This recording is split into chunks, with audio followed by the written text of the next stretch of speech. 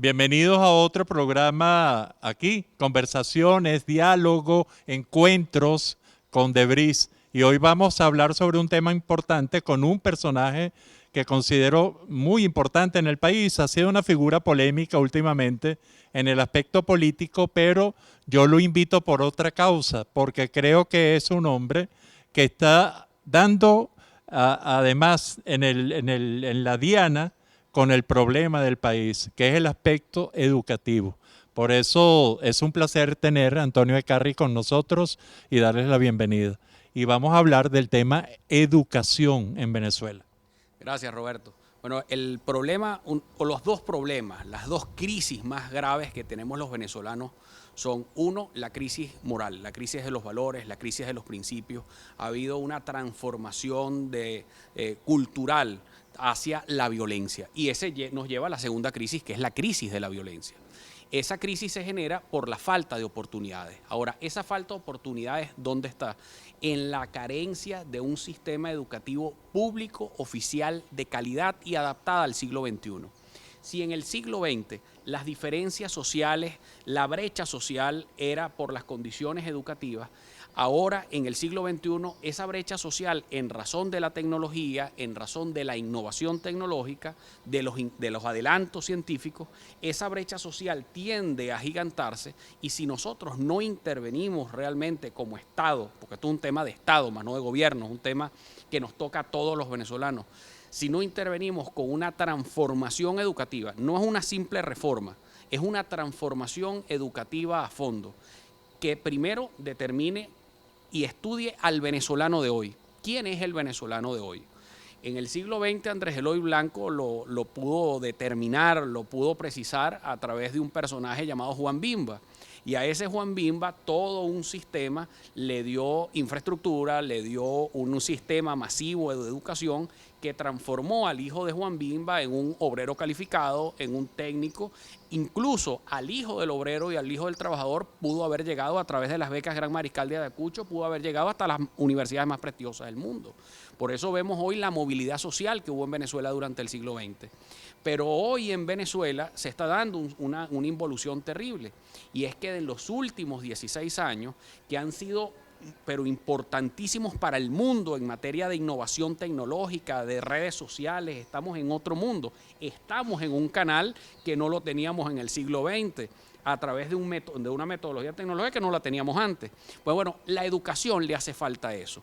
Tenemos una educación muy atrasada y la educación que le está llegando a los más pobres es una educación muy pobre.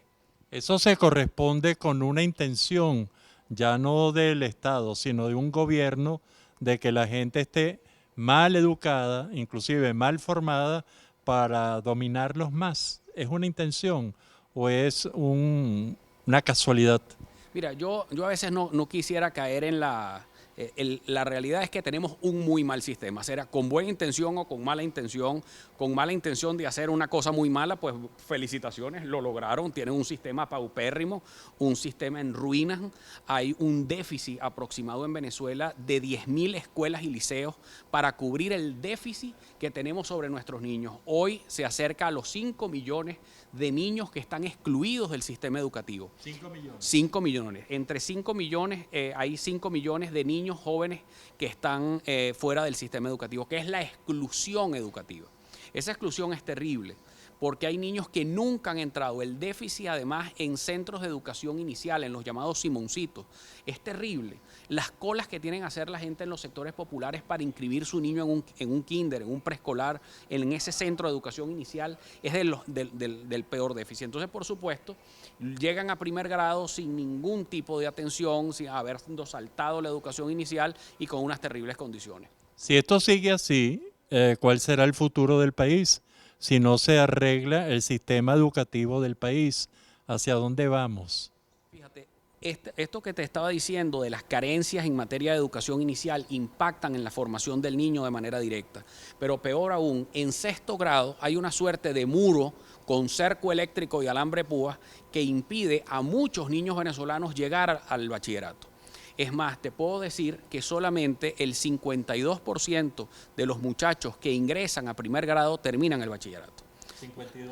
Es la mitad, es la mitad que queda fuera. Y ojo, fuera nominalmente. Un estudio reciente que hicimos en la Fundación Uslar Pietri sobre la asistencia a clases después de los 12 años en liceos y escuelas públicas puede llegar incluso al 60% de ausentismo en las aulas. Es decir, que le estamos entregando nuestros muchachos en la edad más peligrosa de todas, se los estamos entregando a Lampa. Entonces, ¿por qué?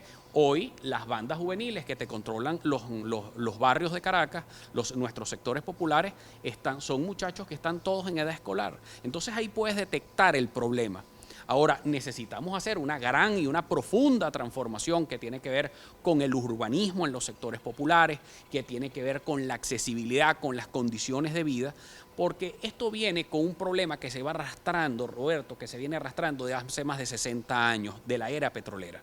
Es que hubo un desplazamiento del campo hacia la ciudad y la ciudad nunca los recibió. Entonces se generó en nuestros sectores populares una suerte de subcultura donde ellos nunca se integraron a la ciudad porque la ciudad nunca los quiso recibir.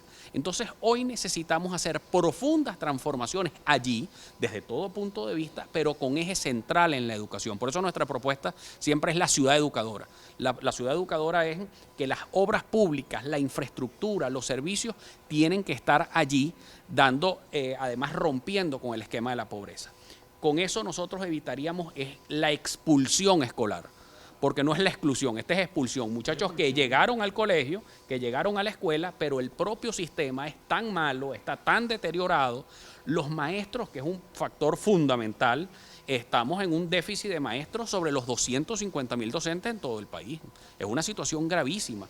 Y el 70% de esos docentes en déficit son en materias de las ciencias, en matemática, física y química. Entonces, ¿cómo un país que puede tener como objetivo superior ser la potencia energética de América Latina, pues no está formando a sus hijos en ciencias? Entonces, la crisis, esta crisis moral, esta crisis de violencia, no solamente es que estamos entregándole nuestros muchachos a las bandas delictivas, sino es que estamos dejando de formar ingenieros, científicos, matemáticos, químicos, que se necesitan tanto para hacer las innovaciones de siglo XXI para salvar nuestra economía. Es todo un círculo vicioso, Roberto, y todos los que nos están viendo, es un círculo vicioso terrible que parte de la decadencia del sistema educativo. Nuestros muchachos hacia Lampa, cuando deberían estar yendo es hacia el desarrollo.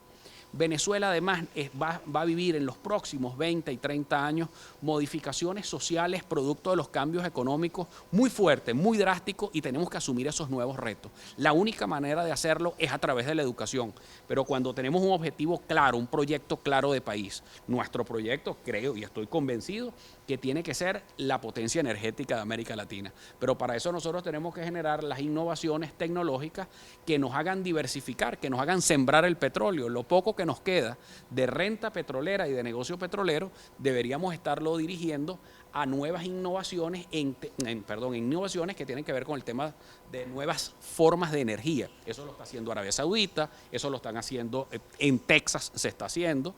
Es decir, todos los países petroleros del mundo, además, están haciendo transformaciones increíbles hacia nuevas formas de energía, porque esto también tiene que ver con el cambio climático, con el precio del petróleo que va a seguir descendiendo, y eso hace que tengamos que transformar la sociedad. Entonces, todas esas tareas que tenemos para los próximos 30 años tienen que partir de un modelo de transformación educativo a fondo.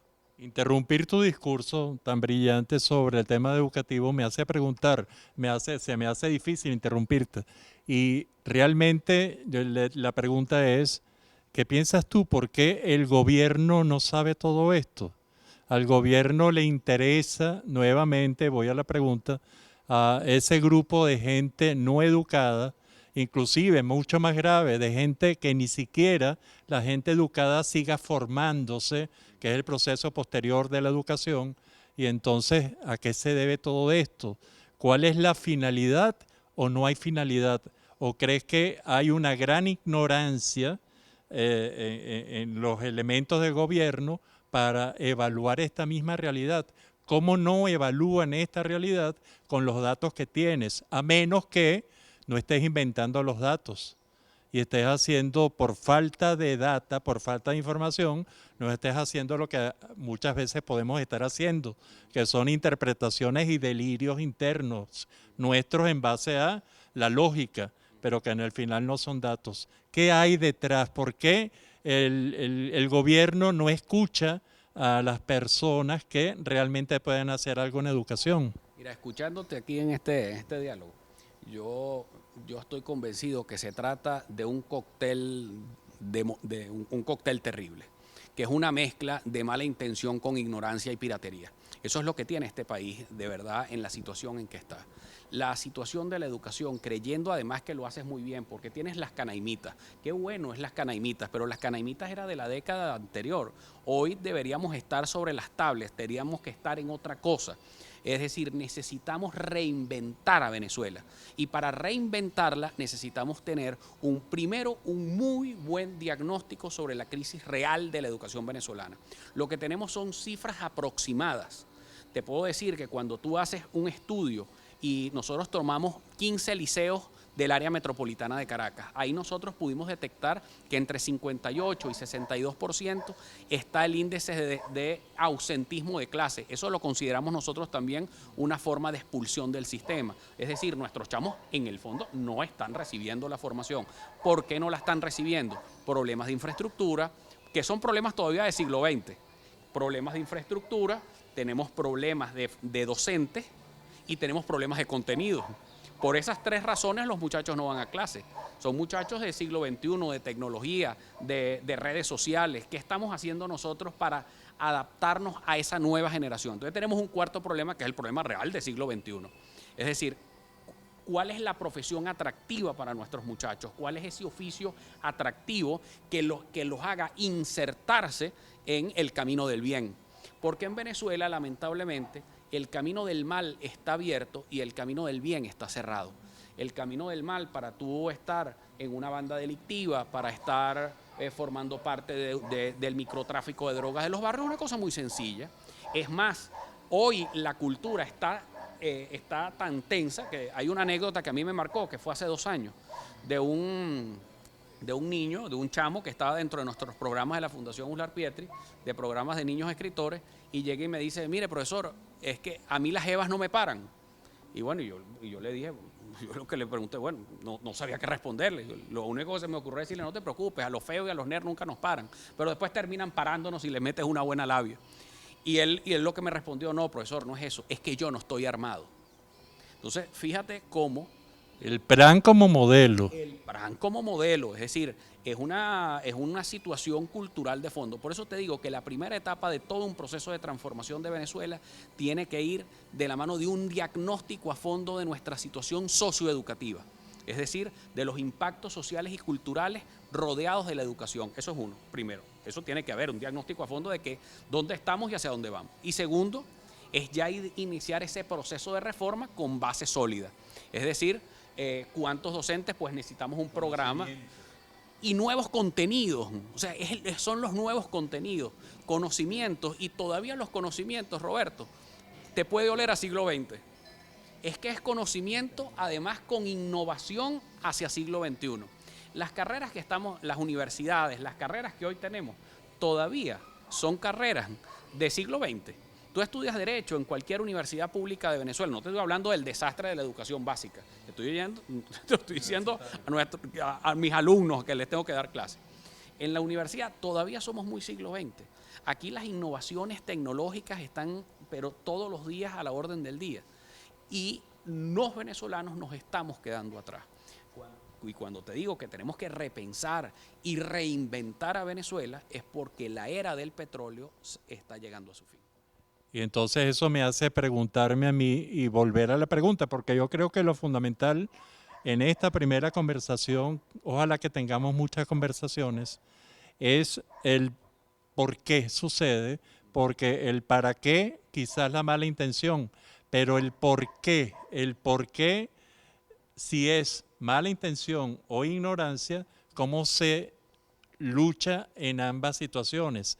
Si esto es producto de una mala intención, no creo que a nadie le convenga una sociedad de gente no educada, de gente con modelos PRAN de qué sociedad es esa, ¿sí? Y la otra es, si fuera ignorancia, ¿cómo se enfrenta? ¿Cómo le explicaría una parte del país a los que están en el gobierno que no nos conviene ese estado educativo tan primario, tan primitivo, tan dañino, que está tan ausente de la verdadera solución al país? Porque yo creo que antes de la implementación de políticas tenemos que transformar la política.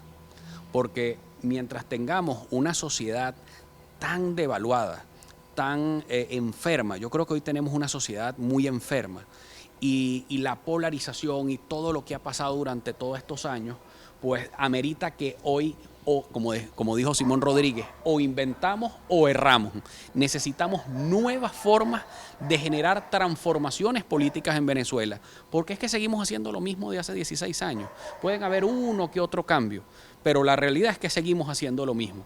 Este es un país que está transformándose aceleradamente, una sociedad que está en proceso de transformación. Yo te puedo asegurar que esta elección parlamentaria que viene es la última elección polarizada de Venezuela, porque la sociedad en pleno se está transformando, y se está transformando hacia nuevos esquemas totalmente diferentes. Ya el chavismo radical viene migrando hacia buscando nuevos actores. Estudios de opinión nos dicen que el 85% de los venezolanos quiere nuevos actores en la oposición venezolana, quiere nuevas formas de planteamiento, y lo que tenemos es arrastrando las mismas costumbres de antes. Pues. Entonces, necesitamos transformar. Para lograr estos cambios de transformación educativa necesitamos una fuerte transformación política, pero para hacer transformaciones políticas tenemos que transformar nosotros mismos los políticos. Y ahí vendría la transformación mental que yo requiero de todos los venezolanos. Muchas gracias, Antonio. Un placer y encantado de conversar contigo. Hasta luego, estimados amigos.